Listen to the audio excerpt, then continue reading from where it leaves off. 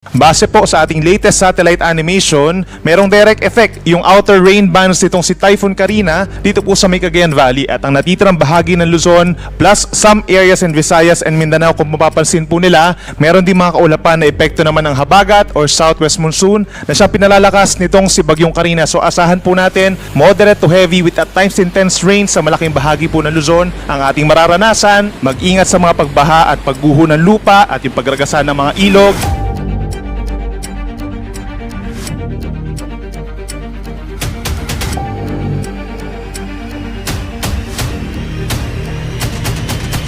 Manatiling may kaalaman at manatiling ligtas sa pamamagitan ng pagbisita sa aming YouTube channel para sa mga real-time na ulat panahon sa ating bansa. Laging tandaan, maging alerto at iba yung pag-iingat sa banta ng ulan, baha at pagguho ng lupa. Ngayon, oras na para marinig mula sa ekspertong meteorologist. Bibigyan tayo ng malalim na pagsusuri sa lagay ng panahon at ipapaliwanag ang anumang mahalagang kaganapan sa ating panahon ngayon o sa mga darating pang araw. And dahil malakas yung ating hangin, aasahan pa rin po natin ang maalon na karagatan. So hanggang 4 na metro or higit na sa isang palapag ng gusali ang taas ng mga alon. Dito po sa may Batanes, Babuyan Islands, kabilang na dyan ng mainland Cagayan at magi dito sa may baybay ng Isabela and Aurora.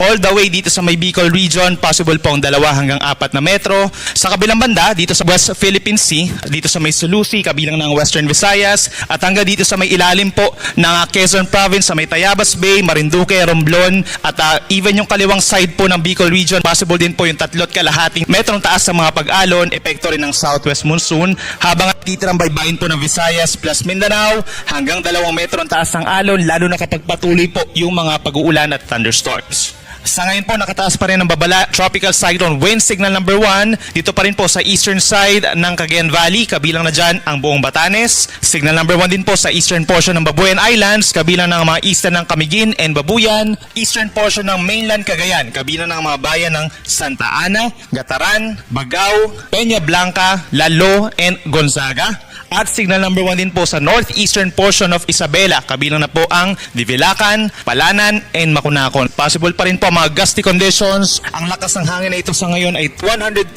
kilometers per hour po, malapit dun sa kanyang sentro, at may pagbugso hanggang 150 kilometers per hour. Direct effect po nitong si Bagyong Carina.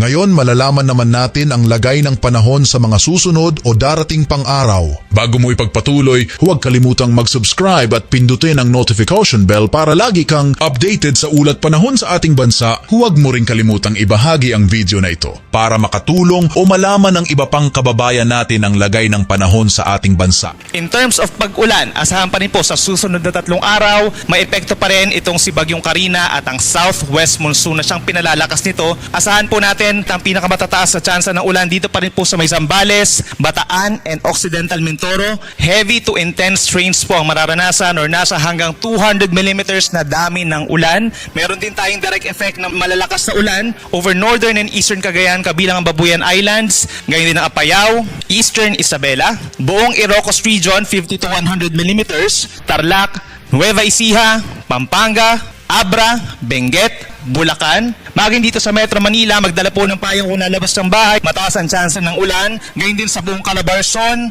Marinduque, Oriental Mindoro, Romblon, Northern Palawan, kabilang ang Cuyo and Calamian Islands. Ngayon din sa may Aklan, kabilang ang Boracay, at sa may Antique, asahan yung mga pag-ulan. Halos magkakatulad pa rin po ng mga lugar na magkakaroon ng mga pag-ulan, pero maaring ma-upgrade po yung Batanes hanggang heavy to intense rains po or nasa hanggang 200 mm sa dami ng ulan. Ngayon din ang malaking bahagi ng Ilocos region, Abra, and Benguet, at patuloy pa rin ang malalakas sa pag-ulan over Zambales, Bataan, and Occidental Mindoro, habang meron tayong moderate to heavy rains pa rin over Metro Manila, most areas of Central Luzon, Calabarzon, natitirang bahagi ng Cordillera region, at dito rin po sa halos buong Mimaropa, possible din po ang malalakas na ulan. Pagsapit ng Miyerkules, ito yung time kung saan lumalayo na itong si Bagyong Carina, makakaranas pa rin tayo ng habagat dito po sa may Ilocos region, Abra, Benguet, Zambales, and Occidental Mindoro, as well as Bataan. Dyan pa rin po pinakamataas ang tsansa ng ulan at pinakamataas ang tsansa ng mga moderate to heavy rains naman over Batanes, Apayao, Metro Manila,